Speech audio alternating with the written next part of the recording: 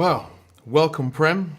Welcome to our wonderful surroundings in, central London. London that has a place in your heart. You've been here many times. Many times. The first time I met you was about a couple of weeks ago at the Houses of Parliament, where you were introducing a pledge for peace. I'd like to describe you, I suppose, as a peace ambassador. And I'm a poet, so this is a meeting of two P's from a different perspective. And I guess we both use words to, I suppose, explore ideas and put forward ideas. So I was kind of like wondering, what does poetry mean to you? Well, I think, whether you express it in words or somebody expresses it in some other form of art, the main driving force is really what comes from inside of you. Yeah. And whether it is expressed in poetry, whether it's expressed in a song, whether it's expressed in music, whether it's expressed in any other form, it really is what is at the core of it. And to understand that, is the core of it hatred, or if the core of it the human dignity? Is the core of it search for peace? Is the core of it from understanding, or is the core from all the other stuff that we get involved in this world? Which is what you could put it in a very simple way, that it's negative, but I don't think you can really define it so suddenly cut and dry that that's all it is. Yeah. Because people are where they are and what they see and what they perceive. And when you understand that, for me, and I can say that I have talked to a lot of people about peace, and that if what you are saying isn't coming from that place where there is a respect for peace, but there is a fundamental understanding of what peace is, then of course what you're going to say is going to be a mishmash of things. Right. And that's just like reaching in the sky and hoping, you'd grab something nice. But how many people do have a core, solidified understanding of anything? Right? Because I think that what I find interesting is, like, I find poetry and art interesting when it is exploring, because it's coming from a point of almost the inquisitive mind, as opposed to the mind that is putting forward, this is how it is. And I think that there's always going to be that dynamic where you start off as a child, you then become an adult, and then if God allows you, you become an old man or an old woman, right? And you go through this journey whereby that which you thought you knew, you then revise it or you then reaffirm it. Well, to me, it's a question of every human being has a creative side. Every human being, in fact, has peace inside of them. Yeah. Now, whether they have been able to get in touch with it or not is a whole different thing. I mean, we sometimes can get very caught, how do you speak? How is it for you to speak in front of 200,000 people? And somebody may be very fascinated by that. Yeah. But I have seen that whatever you practice the most, you will get good at it. And I can tell you a story about that. Yeah. And then that's a cute little story. There was a guy, and what he used to do is go from village to village, town to town, exhibiting his mastery of archery. Right. So he would get the target up there and one arrow, and then the second arrow would split the first arrow, and he was good. And people would gather and they would all applaud and, yay, and that did a lot for his ego. One day, there happened to be a guy who is also traveling, and he's an oil salesman. And this is from the old days. So he's got a clay pot in the front, a clay pot in the back, full of oil, and he carries it on this big bamboo pole. And he's got a lot of empty bottles in the back. And he goes and he sits down at this exhibition hoping that there's so many people, somebody will buy his oil. Yeah. So the archer goes out there and shoots the arrow, and everybody's yay. And this guy, the oil salesman, in the very back of the crowd goes, it's only a matter of practice. The archer hears this, and this kind of disturbs him a little bit, but he's like, okay, I'll let it go. And he goes on, and everybody applauds, and all of a sudden, again, it's only a matter of practice. That's nothing. Well, when the show was over, the archer was very upset. Very, very upset. Because this guy, every time, would have been the occasion of him being recognized. Here comes a voice, it's nothing, it's just a matter of practice. So finally, when the show was over, he went back looking for this guy, found him. He's sitting there with his 2 clay pots full of oil. And he goes, hey, man, what's the matter with you? Here, look at me. I'm so good at what I do. And you keep saying, it's only a matter of practice. It's only a matter of practice. What's with you? And the guy says, well, let me show you what I mean. So he takes a bottle, puts the bottle down, takes an old coin from the old days, which used to have a hole in the middle, puts it on top of the bottle, picks up this huge clay pot full of oil, and starts pouring the oil through the coin into the bottle without spilling a drop. And he says, see, you practice archery, you're good at it. I practice this, I'm good at it. Would you like to try doing this? So what, and then finally the archer understood. So the moral of the story is, what we practice, we will get good at. So do we practice kindness? Do we practice peace in our life? Because if we don't, then those things will not be our second nature. We will not know how to get in touch with it. Yeah. Do we practice kindness? Do we practice understanding? Do we practice those simple things that we find very important, even just to hold the fiber of our social existence in place, to keep it knitted? Because as a society, we need certain things, not wars. Wars are very anti-life, but we practice that a lot. Okay, then let's get onto the idea of war and peace then. Don't you think that there is an inherent part of man that is warlike? Where does that come from? Where does that come from? Yeah. Where does that... Well, this idea... Okay, that idea comes from what one would see. Okay, and what one is seeing and has been seeing for a really long time. Does that make it right? It's not right or wrong. Right or wrong are subjective, though. Because the person who's fighting, they don't fight because they think they're wrong. They fight because they think they're right. I'm going to tell you another story. One day, 2 frogs happened to meet. One frog used to live in a little well. He met a frog that came from the big, large lake. They both got talking, where are you from, where are you from? I said, well, I'm from that very large lake. And the other one goes, well, I'm from this well, not too far from here. So that's very interesting. Is your lake as big as my well? He says, well, I think so.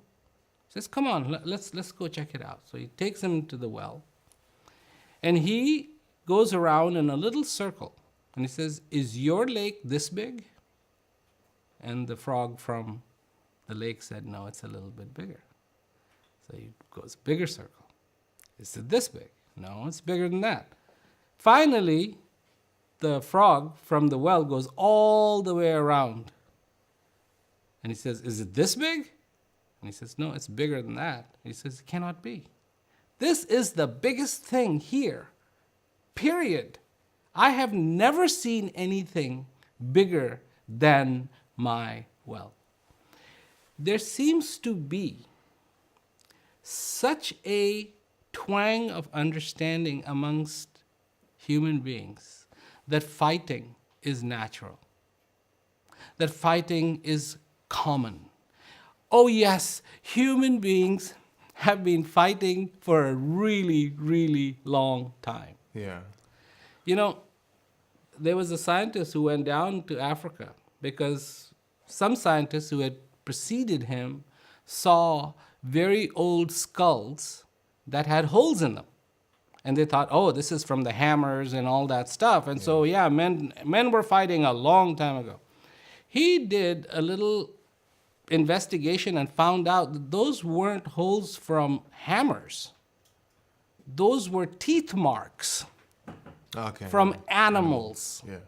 So somehow we have used our mental horsepower, I call it mental horsepower, to justify wars. I go around inviting people to use their horsepower to justify peace. Because this is what we need to be doing. We need to be having a conversation about peace, not writing it off, saying, well, yeah, human beings have been fighting for a long time. That doesn't make it right. Yeah, the idea of right and wrong is like, again, I can't get into that because obviously everything you would put forward, I agree with. And the reason why I'm coming at from this approach is because I see the art form that I use, which is poetry, and the poets that I admire are poets that promote peace. But I see them as it's almost trying to correct a way of thinking that man goes down. Do you know what I mean? But there's a part of me that I can understand the way of thinking that man goes down, because as much as I can admire the beautiful, wonderful words which would push me towards peace, there is also a part of me that is attracted to the ideas that push you towards war. And I think that the battle of man as he goes through his life, or she goes through her life from the cradle to the grave, is that wrangling between these two opposing forces. And in some cases, peace wins. In some cases, war wins. And it is almost this never-ending wrangling of the soul. When you express your poetry, or I express what I have to express about peace, really all we're using is the medium of speech to evoke what's already there. Yeah. And that's the way it works. Let me read something to you. This is in fact an email that was sent to me by a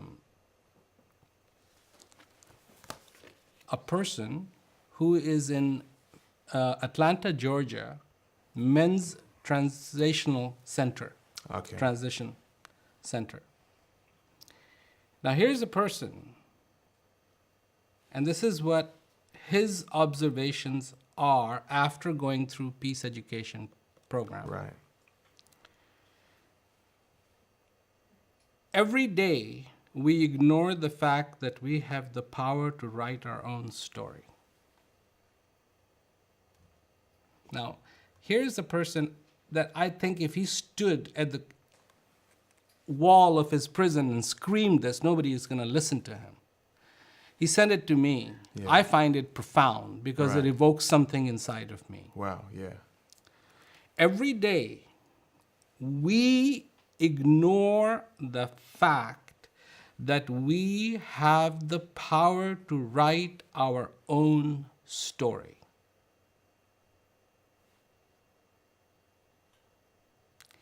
At some point, you give up that power.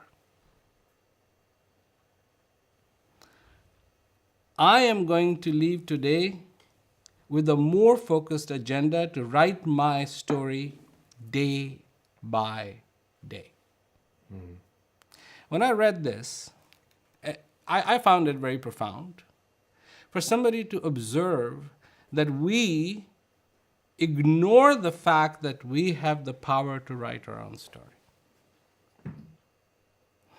And it's very interesting because, I have to agree with you that the common viewpoint out there is about this wrangling. Yeah. Between peace and war, and sometimes the battles win and sometimes the peace wins. But what is the reality?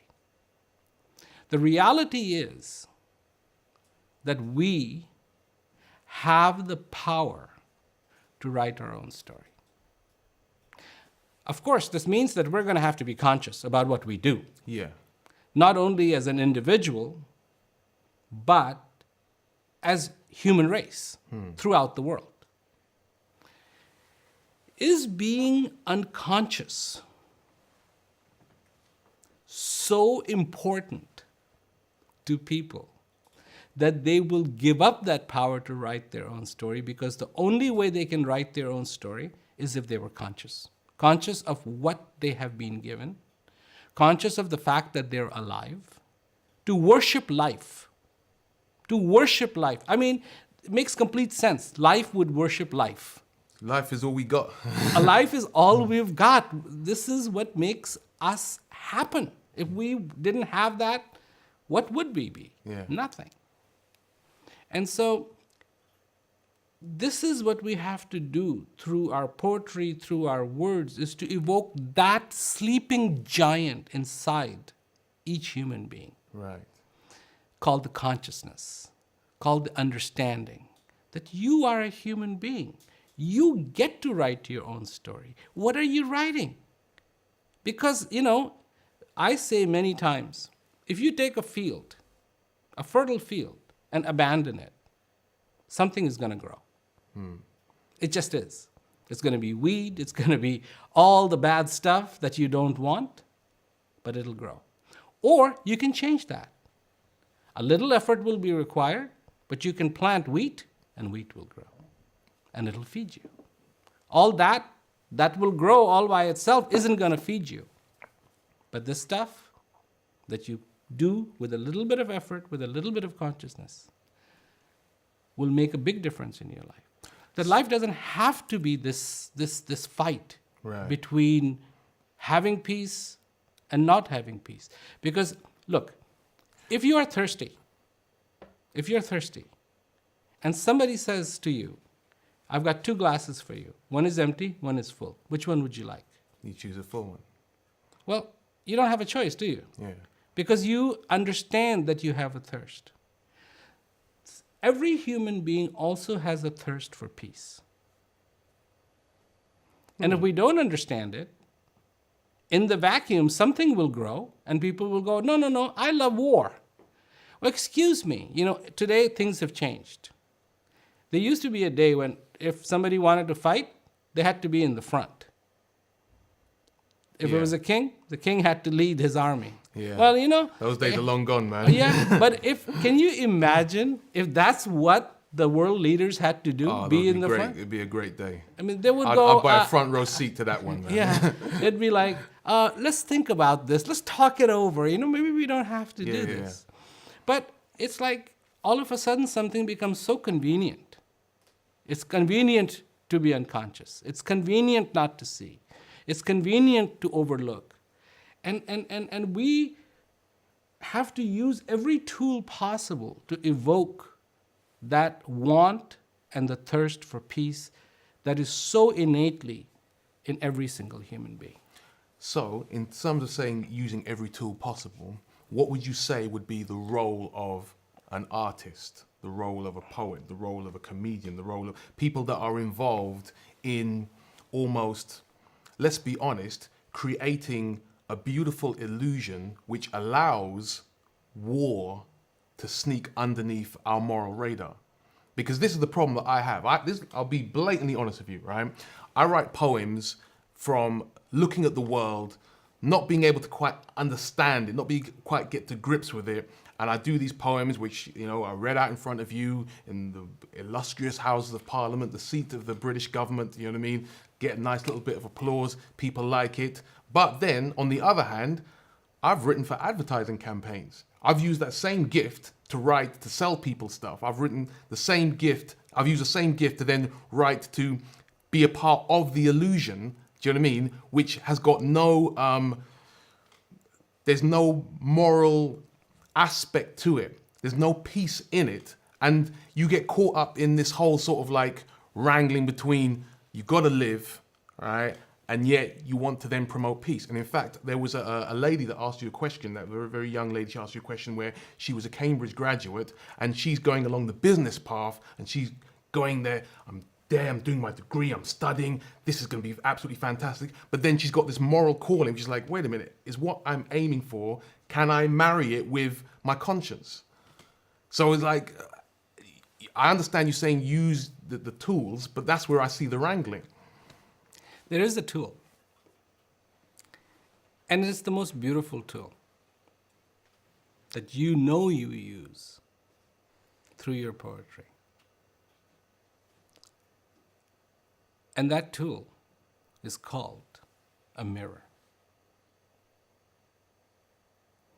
It is the biggest illusion in the world. Because in the mirror, you see yourself. It doesn't really care. It's there and it's not there. But when you hold up the mirror in front of a person, you can perform a miracle. Because if that person can see themselves in that mirror, they can see what is real. They can see who they are. They can see. They don't have to sit there and imagine. They can see. It becomes a reality. And that's what you have to do with your poetry. Whether it is selling a car. Boy, I wish. Yeah, because, that's where it sits. Or it is to evoke in a person that understanding of peace. I mean, these subjects, a lot of people take it very seriously. It's like, oh, yeah, we can't laugh about this. I think it's hilarious. Oh, life's a big joke, man. And it's hilarious because what they're looking for is inside of them, and they're looking for it everywhere else. It's like a person looking for their glasses, but the glasses are on top of their head. And they're like, where are they? Where are they? Where are they? Where are they? And there's a wonderful bit of this sketch comedy that I saw. And that's how it was. There's this lady, and she has glasses on top of her head, and she's looking for them everywhere else, and people are trying to point out, but she won't even give them the time of the day to say, listen, lady, it's on top of your head. She's like, oh, this is terrible. Oh, somebody has stolen them, and some da da da da da da da da da da.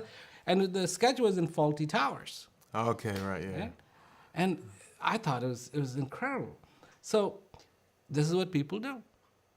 Oh, but what I'm looking for is just so far away from me. It's on top of a mountain, And this is what I was saying when I was in Taiwan. I said, why do they keep building all these temples on top of a mountain? That's so far away from human beings and not close enough to gods, So it's like in the middle of nowhere. And at least put it down so everybody can get to them. But that's what happens. What we are looking for is inside of us. It is. Always has been, always will be. That's what Socrates said. Know thyself. Not know your neighbor, not know your uncle, not know your, boyfriend or girlfriend, but know thyself. Know yourself. Because what we're looking for is inside of us, but we get so caught up in explanations. And this is what a mirror does. When you have the possibility of having a mirror in front of you, you don't need to explain. Now you can see. I don't know, but where does self-questioning come into it? You say, I understand that Socrates says know thyself, but Socrates was one of the exponents of one of the most amazing forms of questioning ever. Right? So how do you ever truly know yourself? Who could you, if I said, with the person who knows himself, please stand up, that whole hall would be sitting down. Well, unless I was there. Huh? Oh, wow. Because not knowing yourself is giving the questions the space they need to germinate. Yeah. But is there anything wrong with the questions? Yes. In fact, we could even quote Socrates in saying that it was his recognition of his own ignorance that gave him his wisdom. In fact, that's exactly the point. He got to the wisdom. He didn't say, do you know yourself? He said, know thyself. That's a definitive answer. If there's a question, that's an answer. The problem with the questions is only one. Questions in themselves are a powerful, powerful tool, providing they get you to the answer. If they don't get you to the answer, it's a dog chasing its tail, and it's no longer a powerful tool. You know, it's like if you lie there in the bed and wonder, is it 7:30 yet? You don't have a clock, you don't have a watch, you have no way of telling the time, but you're just lying on the bed going, is it 7:30 yet? And there's nobody home except for you. Right. So you're going, is it 7:30? Is it 7:30? Is it 7:30? Is it? Well, you can ask that all day long. Until the alarm goes off. No, there's no alarm. There's no clock. There's nothing. There's no reference. You can ask that question for 2 days. 48 hours you can ask, is it 7:30 yet? And you'll be right. You'll be right twice a day. 7:30 in the morning, 7:30 in the evening. You'll be right. Yes, it is 7:30. But you need to know. Questions are a bridge. That's when they're wisely used. They are a bridge from ignorance to knowledge. But you have to get to knowledge. Knowledge is where the cake is. Ignorance is not where the cake is. You don't know? Perfectly okay. You want to know? Perfectly okay. Should you question? Perfectly okay. But are you climbing steps yet? Are you getting closer and closer to knowledge, to knowing? Because only when you know, then all those questions are worth it. Without knowing, those questions just took you in circles. If they bring you to knowing, yes, there has to be the answer. The thing is, the answer is within you. And the questions you should be asking are the questions that bring you closer and closer to yourself, not the questions that take you further and further and further away from yourself. You're a very eloquent speaker. You're a very articulate man, and you speak in conference halls, in parks, in prisons. You know, you speak all over the world to varying degrees of people. I wonder what words offer you solace? What words offer you peace? I mean, are there any authors that you particularly subscribe to? Are there any poets that you particularly find enjoyable? What allows Prem's mind to indulge in the beauty of art, of articulation? Everything and everybody. I don't ever in my life want to come to a point where I say I know enough and I cannot learn. I learn from a little kid. And I saw this kid in India, and I had a particularly difficult time of a lot of responsibilities. Oh, you got to do this, you got to do this, you got to do this, you got to do this. And so I'm traveling in a car, and the car comes to a halt, and I'm looking out the window, and I see this little kid, and he's got a bicycle rim, just a bicycle rim, and a stick. And he's making that bicycle, hitting it, making the bicycle rim go, and he's got the biggest smile on his face. And at that moment, that kid was teaching me something. And what the kid was saying to me, at least this is what I thought, when that kid held, in a way that kid held a little mirror towards me, without knowing it. Without knowing it, he held a little mirror towards me and he says, look at you and look at me. And I know he'd rather be. You know? Yeah. And I said, this kid in this moment has more wisdom than all of my wisdom put together. Because he's having fun. I'm not. I've got to change what's going on. And it was just a matter of saying, look, what's important is that I feel the joy inside of me. I need to feel good. I don't have to call it happiness. I don't have to call it this and that. I need to feel good. like he's feeling. He's not sitting in a car. Nobody knows his name. But in this moment, so many people might know my name, and I'm sitting in a car, and I've got my suit on, and I am this, and I am that, and I've just done this. But he's got a smile on his face, and I don't. So did you go out and join him? I did in a very different way. And see, this happened so many years ago, and I've never forgotten. And that kid is still driving his rim. Yeah. And he will. For the rest of my life, he will drive that rim, because when things get serious, I have to remember his face. Right. So this, learn. I mean, Kabir, he's wonderful poet. Rahim, they're from India, but they're wonderful poets. And Khalil Gibran, the world is full of mirrors. You just have to know where to look. Yeah, well, so you mentioned Kabir, you mentioned Gibran. Kabir was from India. Gibran was Lebanese. Yes. And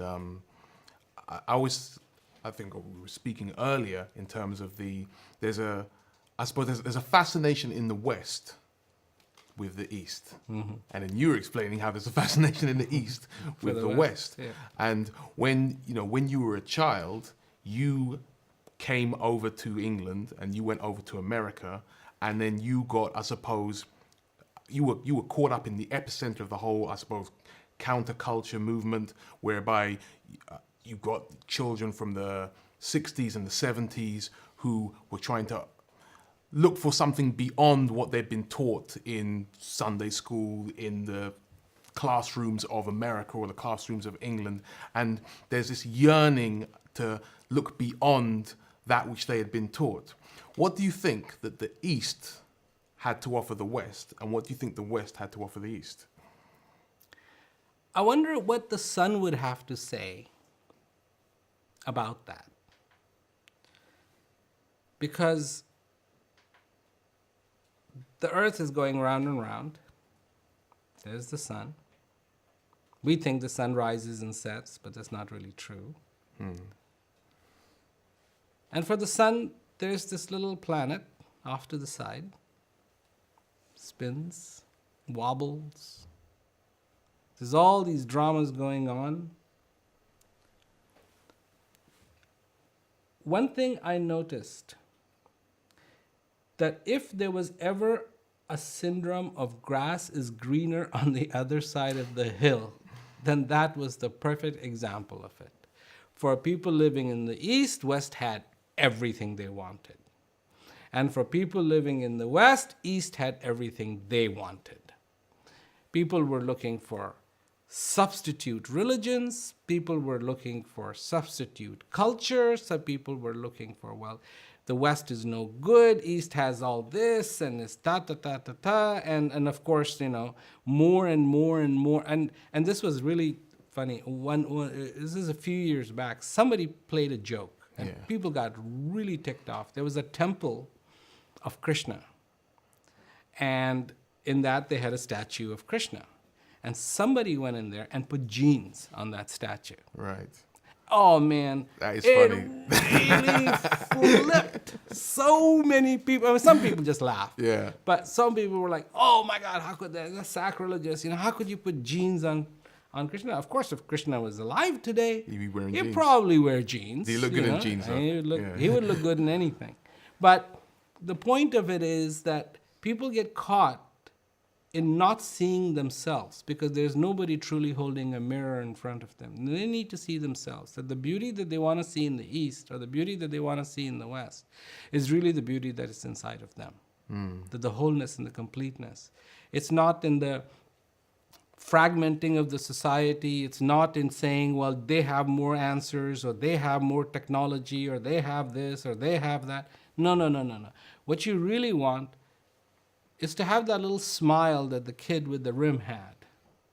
And that smile will come when there is a happiness inside of you. And it'll come from inside of you. And this is what I tried to do. A lot of things were put upon me is like, okay, you've come from the East, so we expect you to do this, this, this, this, this. And I was like, no, none of those things, they don't work for the East. Why would they work for you? Right. But, and now you look at India, I mean, my God, India is like, you can't even recognize India sometimes. It's like, am I in India? Everything is so modern. Everybody's wearing Western clothes and, oh, okay. This is what they want. That's fine. But they're still human beings. They still go through the dramas. They still go through the traumas. They still go through all the ups and downs in life. Because don't forget, a human being is a human being, whether you live in the East or you live in the West or you live on the North or you live in the South. It has nothing to do with it. And the mirror that what you're looking for is inside of you. Not in the East, not in the West. Not in the wealth, not in the poverty. Not on the top of a mountain, not at the bottom of the mountain, but in you, just in you, is that feeling that you want. Within you is the wisdom.